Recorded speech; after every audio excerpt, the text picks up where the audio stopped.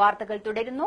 ജനകീയ കൂട്ടായ്മയിൽ വെള്ളമുണ്ടയിൽ സൌജന്യ ഡയാലിസിസ് കേന്ദ്രം ആരംഭിക്കുന്നു. വെള്ളമുണ്ട പാലിയേറ്റീവ് കെയർ യൂണിറ്റിന്റെ നേതൃത്വത്തിൽ വടകര തണൽ അഗതി മന്ദിരവുമായി സഹകരിച്ചുകൊണ്ടാണ് കേന്ദ്രം തുടങ്ങുന്നത്. വടക്കേ വയനാട്ടിലെ 4 പഞ്ചായത്തുകളിലെ രോഗികൾക്ക് സൌജന്യ ഡയാലിസിസ് നൽകുന്ന പദ്ധതിക്കായുള്ള സ്ഥലവും ഉപകരണങ്ങളും ഒമാൻ ആസ്ഥാനമായി പ്രവർത്തിക്കുന്ന കരാമ ഗ്രൂപ്പാണ് നൽകുന്നത്. കഴിഞ്ഞ 1.5 പതിറ്റാണ്ടായി ജനകീയ കൂട്ടായ്മയിലൂടെ പ്രവർത്തിക്കുന്ന വെള്ളമുണ്ട പാലിയേറ്റീവ് കെയർ യൂണിറ്റാണ് ജില്ലയിൽ ആദ്യമായി കിഡ്നി രോഗികൾക്കായി സൌജന്യ ഡയാലിസിസ് കേന്ദ്രം തുടങ്ങുന്നത്. നിലവിൽ മാനന്തവാടി താലൂക്കിൽ ജില്ലാ ആശുപത്രിയിൽ മാത്രമാണ് ഡയാലിസിസ് സൌകര്യമുള്ളത്. ഇതാകട്ടെ ഒരു ദിവസം 9 രോഗികൾക്ക് മാത്രമാണ് ഡയാലിസിസ് നൽകുന്നത്. വെള്ളമുണ്ടയിൽ മാത്രം 20ഓളം രോഗികൾ ഡയാലിസിസിന് വിധേയമാകുന്നുണ്ടെന്നാണ് കണക്കാക്കുന്നത്. ഈ സാഹചര്യത്തിലാണ് എടവക, പടിഞ്ഞാറത്തറ, വെള്ളമുണ്ട, തൊണ്ടർനാട് പഞ്ചായത്തുകളിലെ കിഡ്നി രോഗികൾക്കായി സൌജന്യ ഡയാലിസിസിന് സൌകര്യമൊരുങ്ങുന്നത്.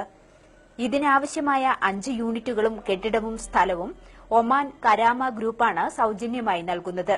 ഇതു സംബന്ധിച്ച് കഴിഞ്ഞ ദിവസം നടന്ന ചടങ്ങിൽ വെച്ച് ഗ്രൂപ്പ് MD കുനിങ്ങരത്ത് നാസർ പ്രഖ്യാപനം നടത്തി. ഡയാലിസിസ് സമ്മേളനത്തിന്റെ പ്രാരംഭ പ്രവർത്തനങ്ങൾ എത്രയും പെട്ടെന്ന് തുടങ്ങുന്നതായിട്ട് എന്റെ ഒരു നിർദ്ദേശം.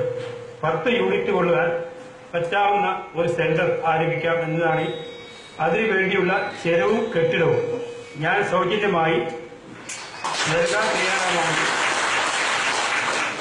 കൂടാതെ അതിനോട് വേണ്ടിയുള്ള ഡയാലിസിസ് മെഷീനറീസ് ഒരു നിശ്ചിത എണ്ണം കൂടി നൽകാൻ എന്റെ പരിഗണനയിലുണ്ട്. കേന്ദ്രത്തിന്റെ നടത്തിപ്പിനായി പ്രതിമാസം 5 ലക്ഷത്തോളം രൂപയാണ് ചെലവ് പ്രതീക്ഷിക്കുന്നത്. ഈ തുക 4 പഞ്ചായത്തുകളിലെയും പൊതുജന സഹകരണത്തോടെ സമാഹരിക്കാനാണ് ലക്ഷ്യമിടുന്നത്. വെള്ളമുണ്ട പാലിയേറ്റീവിനെ സഹായിക്കാൻ രൂപീകരിച്ച ഫ്രണ്ട് ഓഫ് പാലിയേറ്റീവ് ആണ് ഇതിന് നേതൃത്വം നൽകുന്നത്. വരുന്ന വർഷങ്ങളിൽ ഒരു ക്യാമ്പയിനിലൂടെ വെള്ളമുണ്ട, തൊണ്ടർനാട്, എടവക, പടിഞ്ഞാറത്തറ പഞ്ചായത്തുകളിലെ സാധാരണക്കാരെ ആളുകളെ സംഘടിപ്പിച്ചുകൊണ്ട് ജനപ്രതിനിധികളെയും രാഷ്ട്രീയ പ്രവർത്തകരെയും സാമൂഹ്യ സാംസ്കാരിക രംഗത്ത് പ്രവർത്തിക്കുന്ന ആളുകളെയും സംഘടിപ്പിച്ചുകൊണ്ട് ഒരു ക്യാമ്പയിനിലൂടെയാണ് മാസത്തിൽ 5 ലക്ഷം രൂപ ചെലവ് വരുന്ന ഈ പദ്ധതിക്ക് തുടക്കം കൊടുത്തത്. അടുത്ത വർഷം അവസാനത്തോടെ യൂണിറ്റ് പ്രവർത്തനക്ഷമമാക്കാനുള്ള തയ്യാറെടുപ്പുകളാണ് ഇപ്പോൾ നടന്നുവരുന്നത്. News bureau, Vellamunda.